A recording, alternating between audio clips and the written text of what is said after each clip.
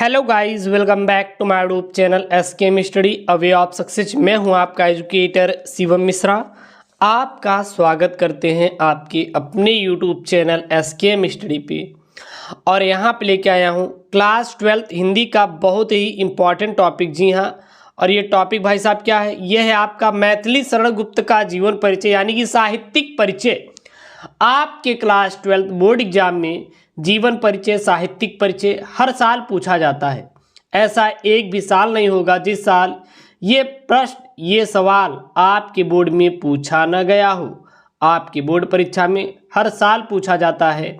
और भाई साहब, ये जो क्वेश्चन है ना, इसे आप रट डालिए या तैयार कर लीजिए, मतलब कुछ भी करिए, लेकिन ये क्वेश्चन आपका तैयार हो जाना चाहिए। आपको प्लेलिस्ट में इसका मैं ऐड करवा दिया हूँ। जितने भी मैं बताया हूँ जीवन परिचय क्लास 12th का, सारे के सारे आपको प्ले लिस्ट में मिल जाएंगे। Link in the description box में लिंक भी भर दे रहा हूँ। जाइए, आप वहाँ से पूरा जीवन परिचय आप देख सकते हैं। प्लेलिस्ट का मैं लिंक भी डिस्क्रिप्शन बॉक्स के अंदर डाल दूँगा, जाके आराम से आप पढ़ लीजिएगा, ठीक है ना। तो ये मैथिली शरण गुप्त का है, एक कवि का, एक लेखक का, दो जीवन परिचय आपकी बोर्ड परीक्षा में पूछा जाता है, ठीक है ना। तो ये आपके मैथिली शरण गुप्त का जीवन परिचय है। तो यहाँ पे मैथिली शरण गुप्त जी हैं। सबसे पहले इनकी हम जीवन परिचय, साहित्यिक परिचय दोनों एक में ही देखने वाले हैं। आप या तो साहित्यिक परिचय डाल दीजिएगा या फिर जीवन परिचय, दोनों में से कोई एक डाल देंगे। आपका एग्जामिनर आपको पूरा मार्क्स देगा। ऐसा नहीं है कि आप जीवन परिचय लिख दिए, सर साहित्यिक परिचय हमारे बोर्ड में पूछता है और मैं तो यहाँ पे जीवन परिचय लिख रहा हूँ, तो क्या हमें एग्जाम नंबर मिलेंगे? बिल्कुल मिलेंगे यार। जीवन परिचय, साहित्यिक परिचय एक ही होता है। जीवन परिचय नहीं लिखेंगे मतलब उनके जन्म और कहाँ पे थे, क्या पढ़ाई किए थे, इनके बारे में तो लिखना पड़ेगा ना, क्या क्या इनका साहित्यिक में योगदान था। तो ये सारी चीज़ें आपको पॉइंट तो कवर करनी पड़ेगी। ऐसा नहीं है कि आपको ये कवर ही नहीं करना है, ऐसे आपको नहीं करना है, आपको पूरा पूरा लिखना पड़ेगा, ये अनिवार्य ही है, ठीक है ना। तो चलिए देखते हैं। आप लोग सबसे पहले डाल लेंगे जीवन परिचय। किसका जीवन परिचय हम लोग लिख रहे हैं यहाँ पे? तो यहाँ पे हम लोग जीवन परिचय लिख रहे हैं मैथिली शरण गुप्त का। क्या लिखेंगे? राष्ट्र कवि मैथिली शरण गुप्त का जन्म संवत 1943 यानी कि सन 1886 ईस्वी में चीरगांव यानी कि जिला झांसी में हुआ था।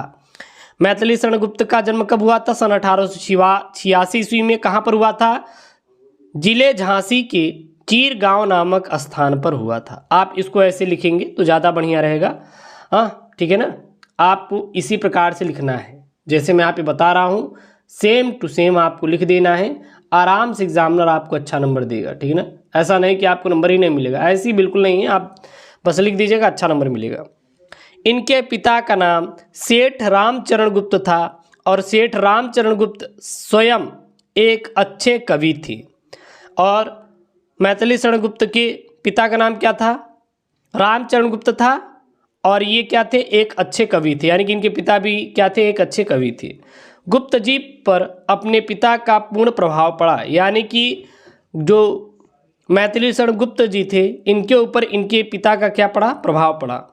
और आचार्य महाप्रसाद द्विवेदी से भी इन्हें बहुत प्रेरणा मिली, यानी बहुत सारी सीखें इन्हें मिली। ये द्विवेदी जी को अपना गुरु मानते थे। ये द्विवेदी जी को क्या मानते थे? अपना गुरु मानते थे। गुप्त जी को प्रारंभ में पढ़ने के लिए झांसी भेजा गया, किंतु वहाँ इनका मन न लगा, अतः घर पर ही इनकी प्रारंभिक शिक्षाओं का क्या किया गया? प्रबंध किया गया। इनको भेजा गया पढ़ने के लिए, कहाँ पर? झांसी। लेकिन इनका मन नहीं लगा तो ये वापस लौट आए। फिर कहा गया कि भाई साहब आप बाहर पढ़ नहीं पाएंगे, काम करें घर पर ही पढ़ाई कीजिए। जहाँ इन्होंने अंग्रेजी, संस्कृत और हिंदी का अध्ययन किया। गुप्त जी बड़े ही विनम्र, हंसमुख और सरल स्वभाव के व्यक्ति थे। इनके काव्य में भारतीय संस्कृति को प्रेरणापद चित्रण हुआ है।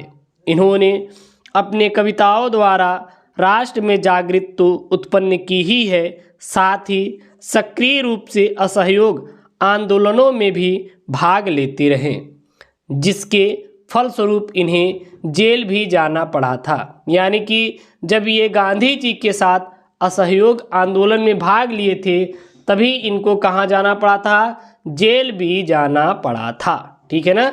ये पॉइंट आप पूरा नोट कर लीजिए, मैं बहुत ही अच्छे तरीके से यहाँ पर एक्सप्लेन कर रहा हूँ। क्लियर है? उसके बाद अब इनकी प्रमुख रचनाएं देखेंगे। अब इनकी रचनाएं कौन कौन सी देख लीजिए एक एक करके। यहाँ पे रचनाएं हेडिंग डालेंगे। तो गुप्त जी की रचनाएं दो प्रकार की है। सबसे पहले क्या है? अनुदित, और दूसरा क्या है? मौलिक है। रचनाएं जो है मैथिलीशरण गुप्त जी की, ये कितने प्रकार की हैं? तो ये भाई साहब दो प्रकार की हैं।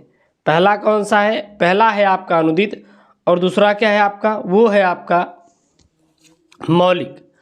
फिर यहाँ पे है एक साकेत, ठीक ना। अब साकेत यह उत्कृष्ट महाकाव्य है जो श्री रामचरितमानस के बाद राम काव्य का प्रमुख स्तंभ है। साकेत कौन सा है? यह बहुत ही उत्कृष्ट महाकाव्य है जो कि श्री राम चरितमानस के बाद राम काव्य का प्रमुख क्या है? स्तंभ है। दूसरा है यहाँ पे नेक्स्ट वाला है क्या है? भारत भारती। अब ये भारत भारती क्या है? इसमें भारत की दिव्य संस्कृति और गौरव का मान किया है। भारत भारती में भारत की दिव्य संस्कृति और गौरव का मान किया है। अगला है यहाँ पे यशोधरा। इसमें बुद्ध की पत्नी यशोधरा के चरित्र चित्रण का उजागर किया गया है। जो यशोधरा है इसमें किसके बारे में बताया गया है? इसमें बुद्ध की पत्नी यशोधरा के बारे में बताया गया है।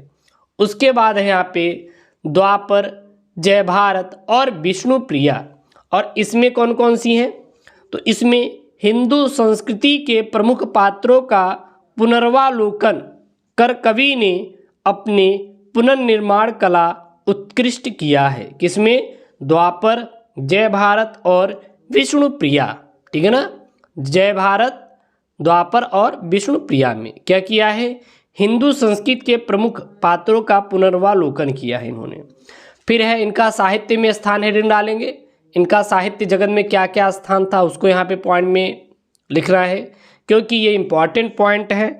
अगर इन पॉइंट को आप लिख देंगे ना, तो इस बात की 100% गारंटी दे रहा हूँ कि आराम से आपका 5 नंबर बोर्ड एग्जाम में मिल जाएगा। 5 नंबर आराम से आपके बोर्ड एग्जाम में क्या हो जाएगा? मिल जाएगा। ये कोई आपसे छीन नहीं सकता। आराम से आपको ये 5 नंबर मिल जाएगा, ठीक है ना। चलिए, राष्ट्र कवि मैथिलीशरण गुप्त आधुनिक हिंदी के सर्वाधिक लोकप्रिय कवि रहे हैं। खड़ी बोली को काव्य के साँचे में ढालकर परिष्कृत करने का जो असाधारण कौशल इन्होंने दिखाया वह अविस्मरणीय रहेगा। इन्होंने राष्ट्र को जगाया और उसकी चेतना को क्या दी? वाणी दी है, ठीक है ना। तो ये साहित्य में क्या था? स्थान था। यहाँ पर मैंने सारे पॉइंट को कवर किया है। जो आपके यूपी बोर्ड एग्जाम में पूछा जाएगा उस मैं यहाँ पर उन टॉपिक को, यानी कह सकते हो वो जीवन परिचय को उठाया है, और इन जीवन परिचयों को आप पढ़ के जाइएगा, ठीक है ना। वीडियो यार पसंद आए तो प्लीज़ वीडियो को लाइक करिएगा, चैनल को प्लीज़ आप लोग सब्सक्राइब कर दीजिएगा। ओके दोस्तों, थैंक यू, जय हिंद, टेक केयर, बाय बाय।